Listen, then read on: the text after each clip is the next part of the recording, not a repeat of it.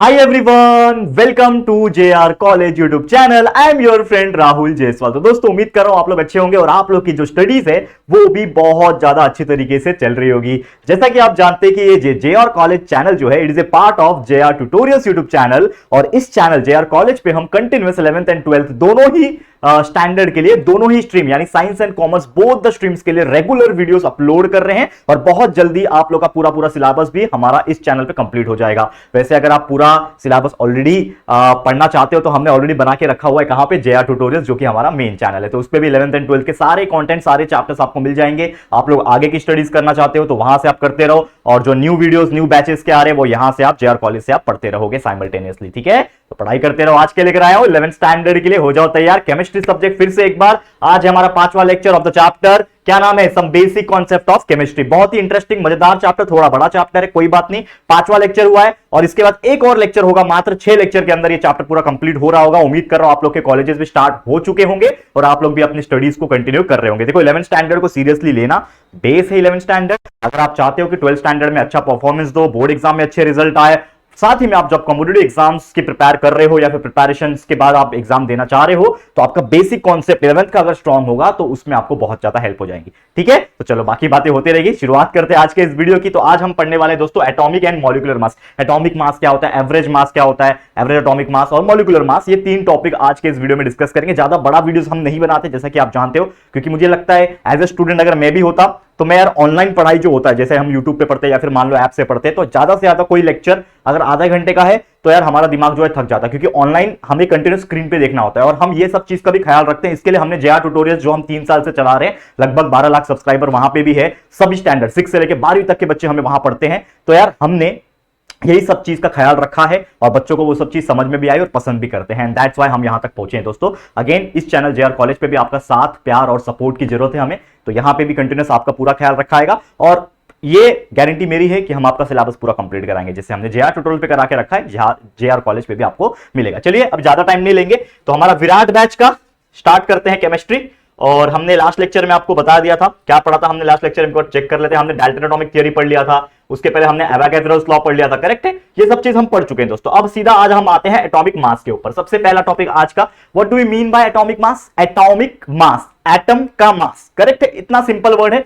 जैसे कि हम एक चीज समझते हैं और जानते भी है, बचपन से पढ़ते आ रहे हैं 9वीं 10वीं से, क्या चीज कि कोई भी एक एलिमेंट अगर है, चाहे वो आयरन हो, एल्यूमिनियम है या फिर दुनिया में कोई भी एलिमेंट होता है, उसका सबसे छोटा अगर हिस्सा ले लिया जाए जो और ज्यादा डिवाइड नहीं हो सकता, वो हिस्से को हम एटम बोलते हैं। Atom is a indestructible individual एक particle of an element, we can say that atom होता है। अब एटम जो होता है उस एटम का एक वजन होगा, जैसे हम लोग बोलते हैं ना कि यार हमारा खुद का एक शरीर का एक वजन है, वैसे एटम जो एक पार्टिकल एक धूल के बराबर, वो हमें दिखाई भी नहीं देता, इतना छोटा एटम होता है, उसका भी एक वजन तो होगा ना दोस्तों। तो उस वजन को, उस मास को हम क्या बोलेंगे, एटॉमिक मास। क्या बोलेंगे, सिंपल तौर पे एटॉमिक मास बोलेंगे। तो सिंपल तरीके से बताया जाए, अगर मैं आपको एक्सप्लेन करने की कोशिश करूं, बहुत फंडा इसका बहुत क्लियर है, अगर आप देखोगे तो एटॉमिक मास क्या है, is the mass of atom. Atomic mass क्या है, is the mass of atom. कोई एटम का मास है, उसको एटॉमिक मास कहते हैं। और एक्चुअल में इस एटॉमिक मास के अंदर जो मास आता है वो किस चीज का आता है, तो एटम्स के अंदर आप जानते हैं क्या होता है।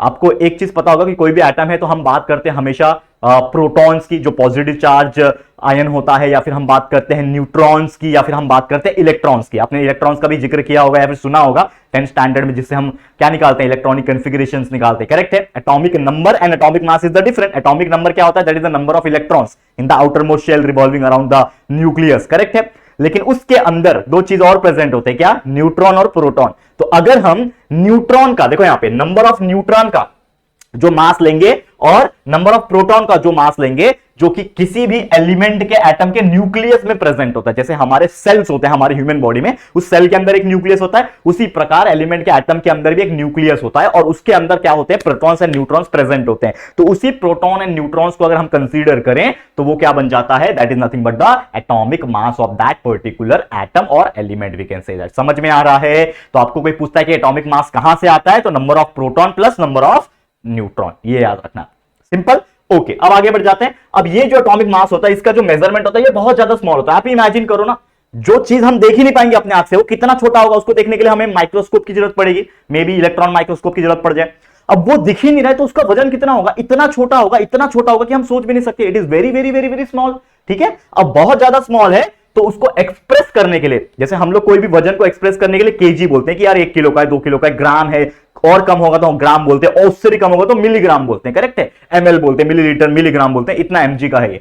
लेकिन यार ये तो इतना छोटा है, इतना बारीक पार्टिकल है कि हमें दिखाई नहीं दे रहा, तो उसका जो मेजरमेंट करने के लिए जो हम यूनिट लेंगे, एक्सप्रेस करने के लिए जो यूनिट लेंगे, तो वो भी अलग होना चाहिए, मतलब बहुत छोटा होना चाहिए। तो it is express in AMU. AMU का मतलब होता है एटॉमिक मास यूनिट। क्या होता है दोस्तों? Atomic mass unit. तो हमेशा याद रखना, एटॉमिक मास को मेजर करने के लिए, एक्सप्रेस करने के लिए जो यूनिट होता है उसको हम लोग क्या बोलते हैं? Atomic mass unit. याद रहेगा, बहुत सिंपल फंडा है इसका, बहुत इजी है, एग्जाम में क्वेश्चन आएगा तो इसी प्रकार के पॉइंट्स आपको लिखने हैं। ओके, अब एग्जांपल एक स्टडी करते हैं आपके सामने। जैसे कि समझ लो हम हाइड्रोजन एलिमेंट ले रहे हैं, हाइड्रोजन आप जानते हो, ठीक है, हाइड्रोजन का सिंबल H होता है।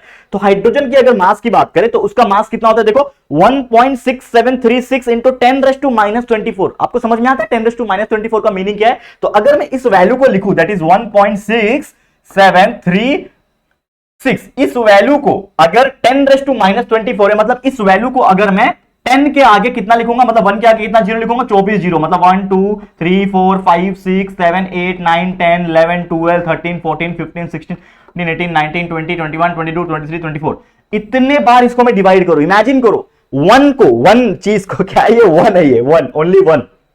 एक नंबर को अगर मैं उसको डिवाइड करूं कितने बार में, ये कितना जीरो है? ये 24 जीरो, मतलब 0.0000000000000 समथिंग आएगा, ठीक है।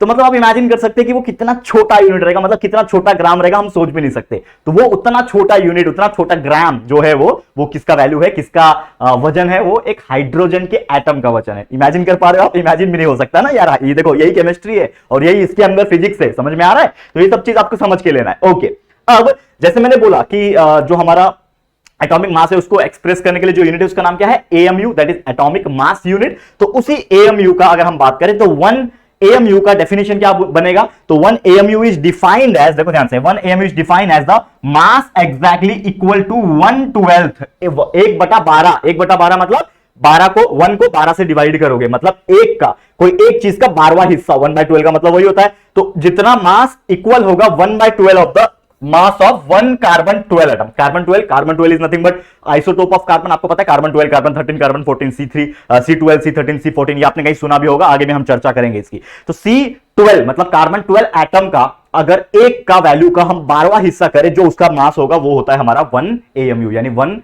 एटॉमिक मास यूनिट, ठीक है। तो डेफिनेशन कभी कभार पूछता है या फिर इसी के अंदर कंबाइन तरीके से पूछा जाएगा। तो AMU, what do you mean by AMU?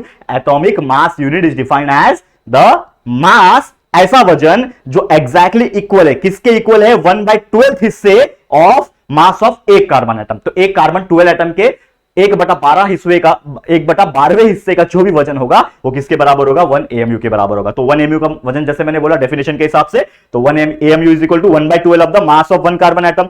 तो 1/12 into mass of 1 carbon atom का वजन जो होता है वो होता है 1.992648 इंटू 10⁻23। बाप रे, सोचो, मतलब इसके जैसा यूनिट कुछ हो जाएगा, बहुत छोटा, बहुत छोटा, ठीक है। अब इसको हम मल्टीप्लिकेशन करेंगे, जो कि मैंने ऑलरेडी कर रखा है टाइम बचाने के लिए आप लोग का, ताकि छोटा वीडियो बन सके। तो इसको अगर आप कैलकुलेट करोगे, मल्टीप्लाई करके कैलकुलेटर यूज कर सकते हो, या फिर वैसे एग्जाम में यूज नहीं कर पाओगे, आपको हैबिट डालनी पड़ेगी अपने हाथ से कैलकुलेशन करने के लिए, या फिर लॉग टेबल का इस्तेमाल कर सकते हो।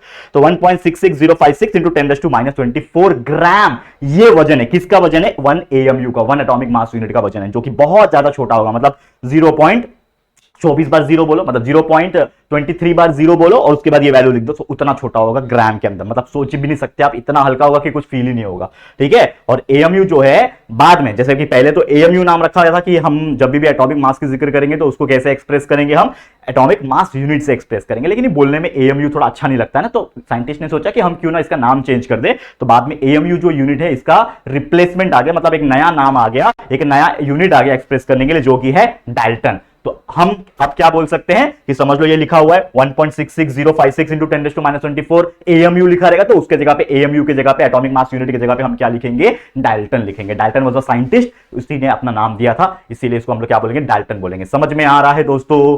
क्लियर है? तो ये टॉपिक उम्मीद कर रहा हूं आपको समझ में आ गया होगा कि क्या होता है एटॉमिक मास का मीनिंग। ओके, आगे बढ़ जाए। नेक्स्ट टॉपिक जो हमारा सेकंड टॉपिक है आज के इस वीडियो का, हम बात करते हैं जो कि है दोस्तों एवरेज एटॉमिक मास। बहुत ही इंटरेस्टिंग टॉपिक, बहुत सारे बच्चे इसको स्किप कर देते हैं, लेकिन अच्छा टॉपिक है। तो एवरेज एटॉमिक मास, अब देखो आपने ये एवरेज वर्ड बहुत पहले सुना होगा, एवरेज, किसी चीज का एवरेज निकालना। जैसे मान लो कि आपके पास 5 सब्जेक्ट है, आपको साइंस में मिल गया मतलब एक सब्जेक्ट में मिल गया 90 मार्क्स, दूसरे में 95, तीसरे में 93, चौथे में 91, पांचवें में 99। तो हम क्या करते हैं, ये पांचों सब्जेक्ट के मार्क्स को प्लस करते हैं और डिवाइड बाय 5 करते हैं, तो उसको हम क्या बोलते हैं, एवरेज। यानी किसी चीज का एवरेज अगर निकालना हो तो उस चीज को प्लस प्लस करते जाओ और जितना नंबर है उसको डिवाइड करो, that is nothing but average. वैसे कोई भी बहुत सारे एलिमेंट अगर है या फिर हमें उस एटॉमिक मास का एवरेज निकालना है तो हम ये टेक्निक या फिर ये फंडा यूज करेंगे, that is nothing but the average atomic मास। तो क्या होता है, चलिए आइए डिस्कस करते हैं। तो सबसे पहले आप एक चीज समझते होंगे कि जैसे मैंने अभी जिक्र किया कि जो एलिमेंट्स होते हैं, कुछ एलिमेंट्स ऐसे होते हैं जिसके आइसोटोप होते हैं, जैसे हाइड्रोजन हो गया, या फिर कार्बन की बात करें, जैसे अभी भी मैंने बताया कार्बन 12 के बारे में बताया, तो वैसे कार्बन के 3 हम बोल सकते हैं क्या होते हैं, आइसोटोप होते हैं, C12, C13, C14, ठीक है।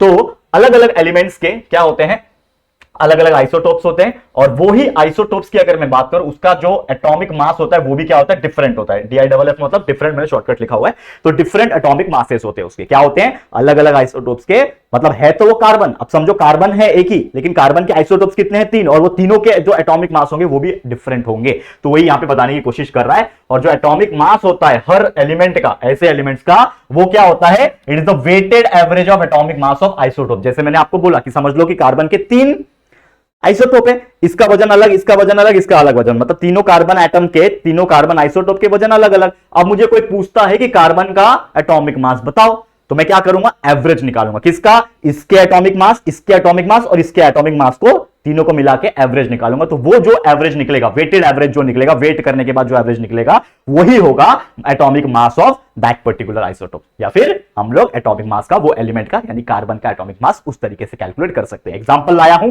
आपके सामने, बताने जा रहा हूं, ध्यान से देखिएगा। तो एग्जांपल के तौर पे जैसे मैंने बोला कि हम ले रहे हैं कार्बन एलिमेंट। अब कार्बन एलिमेंट में 3 आइसोटोप है, जैसे कि मैंने आपको अभी बताया। एक मैंने ले लिया 12 कार्बन, मतलब कार्बन 12 एटम। एक मैंने ले लिया 13 कार्बन यानी कार्बन 13। एक ले लिया मैंने 14 कार्बन यानी कार्बन 14, ठीक है। अब ये मैंने 3 चीज ले लिया है, करेक्ट।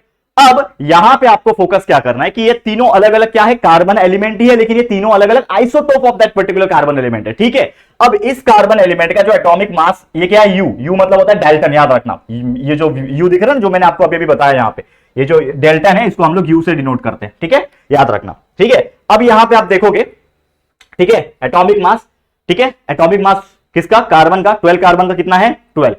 13 कार्बन का कितना है, 13.00335, करेक्ट। और 14 कार्बन का कितना है, 14.00337। और हम अगर रियल अबेंडेंस की बात करें, सॉरी रिलेटिविटी ऑफ अबेंडेंस जो कि है, ये दिया रहेगा आपको वैल्यू 98.89, इसका 1.108 है, इसका 2 × 10⁻⁻, ये आपको दिया हुआ है। अब हमें क्या निकालना है, हमें निकालना है एवरेज एटॉमिक मास। मतलब जैसे हमने बोला कि हम कार्बन का क्या निकाल रहे हैं, एवरेज एटॉमिक मास निकाल रहे हैं। तो कैसे निकालेंगे, हमको क्या करना होता है, हमारा जो भी डाल्टन में एटॉमिक मास दिया होता है पर्टिकुलर आइसोटोप का, उसको रिलेटिविटी ऑफ अबेंडेंस से, अबेंडेंस रिलेटिविटी से मल्टीप्लाई करना होता है, और ये होता है परसेंटेज में। तो 98.89% मतलब 98.89/100।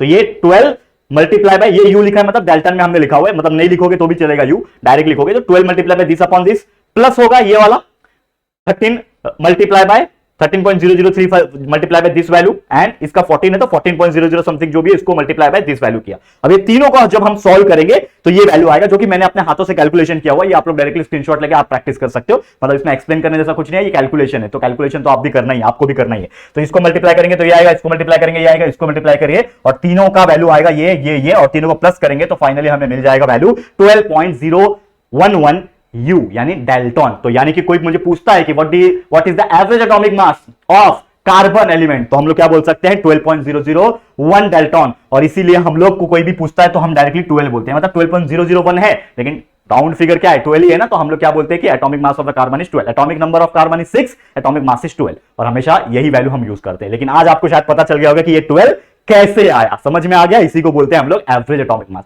समझ में आ गया है दोस्तों, क्लियर है, ओके। चलो आगे बढ़ जाते हैं, आखिरी topic, last topic for today, that is nothing but हमारा मॉलिक्यूलर मास। आपने बचपन में मॉलिक्यूलर मास बहुत सारे निकाले होंगे, बचपन मतलब 9th या फिर 10th में। आपको समझ लो कोई भी पर्टिकुलर ये दिया रहता था, मतलब कंपाउंड दिया रहता था, मान लो कार्बन डाइऑक्साइड है, तो आप क्या करते थे सिंपल तरीके से कि कार्बन का एटॉमिक मास कितना होता है, कार्बन का एटॉमिक मास अभी निकाला ना 12 होता है, ऑक्सीजन का एटॉमिक मास कितना होता है 16 होता है, करेक्ट है। और लेकिन कितने हैं, ऑक्सीजन 2 है, तो 16 मल्टीप्लाई बाय 2, इन दोनों को प्लस कर दो, 12 प्लस 16 मल्टीप्लाई बाय 2 इज 32, यानी कि 44। इस तरीके से हम लोग मॉलिक्यूलर मास निकालते हैं डायरेक्टली। तो वही चीज यहां पे भी है, लेकिन अच्छे से है। क्या है मॉलिक्यूलर मास, मतलब उस मॉलिक्यूल का, उस कंपाउंड का मास निकालना। तो यहां पे मॉलिक्यूलर मास का मतलब ये होता है sum of the average atomic mass of element that is जो भी उस मॉलिक्यूल को कंसिस्ट करता है। जैसे ये हमारा क्या है, एक मॉलिक्यूल है CO2। अब इसका हम लोग कार्बन का सबसे पहले क्या निकालेंगे, एवरेज एटॉमिक मास, उसके बाद ऑक्सीजन का एवरेज एटॉमिक मास, और फिर इन दोनों को क्या करेंगे हम लोग, प्लस कर देंगे। समझ में आ रहा है दोस्तों, प्लस कर देंगे तो वही चीज है। तो एग्जांपल के तौर पे मॉलिक्यूल हम लोग को निकालना है, मॉलिक्यूलर मास ऑफ CO2 निकालना है, मान लो कार्बन डाइऑक्साइड का निकालना है। तो हम लोग क्या करेंगे, कार्बन कितना है, एक ही कार्बन है, तो 1 मल्टीप्लाई बाय कार्बन का एवरेज एटॉमिक मास, ठीक है, प्लस ऑक्सीजन का 2 है, 2 है ना ऑक्सीजन, O2, तो 2 ऑक्सीजन है, इसके लिए 2 multiply by average atomic mass of oxygen. अब हमको पता है कि average atomic mass of carbon हमने अभी निकाला 12 डेल्टॉन होता है, उसी प्रकार average atomic mass of oxygen याद रखना कितना होता है, 16 होता है, 16 डेल्टॉन होता है। तो ये 1 मल्टीप्लाई बाय 12 हो जाएगा, प्लस 2 मल्टीप्लाई बाय 16, तो 12 dalton plus 32 dalton is equal to 44 U, यानी कि 44 डेल्टॉन। तो इस तरीके से हम लोग कोई भी पर्टिकुलर कंपाउंड या फिर मॉलिक्यूल का क्या निकाल सकते हैं, हम निकाल सकते हैं मॉलिक्यूलर मास। तो इसीलिए उम्मीद करता हूं ये आपको समझ में आ गया, बहुत बेसिक है, जो आपने पहले भी पढ़ा हुआ है सब चीज, तो बस उसका डिटेल में एक्सप्लेनेशन है, बाकी कुछ नहीं। तो आपके लिए मैंने यहां पे एक होमवर्क लाया हुआ है।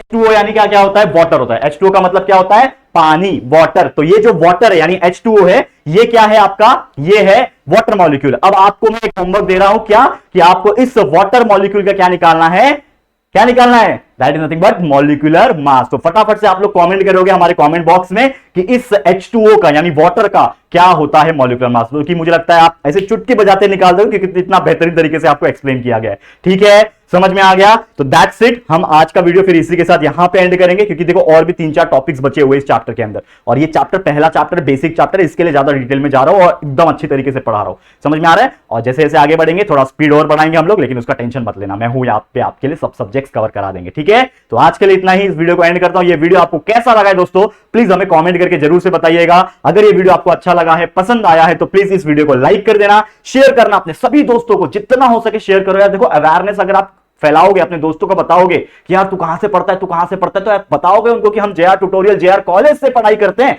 तो यार उनको भी अच्छा लगेगा और शायद किसी का भला हो जाए। ठीक है, क्योंकि हर बच्चा ट्यूशन नहीं जाता है, हर बच्चा नहीं पढ़ता है उस प्रकार से, तो यार यहां पे आके वो थोड़ा भी टाइम देगा, दिन में 1 घंटा भी देगा, तो बहुत सारी चीजें सीख के जाएगा। ठीक है, तो प्लीज शेयर टू एवरीवन, और पहली बार चैनल पे आए तो फटाफट से हमारे चैनल को सब्सक्राइब कर देना और साथ में बेल आइकन को भी प्रेस कर देना। ठीक है दोस्तों, तो जल्दी मिलेंगे फिर एक और न्यू वीडियो में, तब तक के लिए thank you and good bye.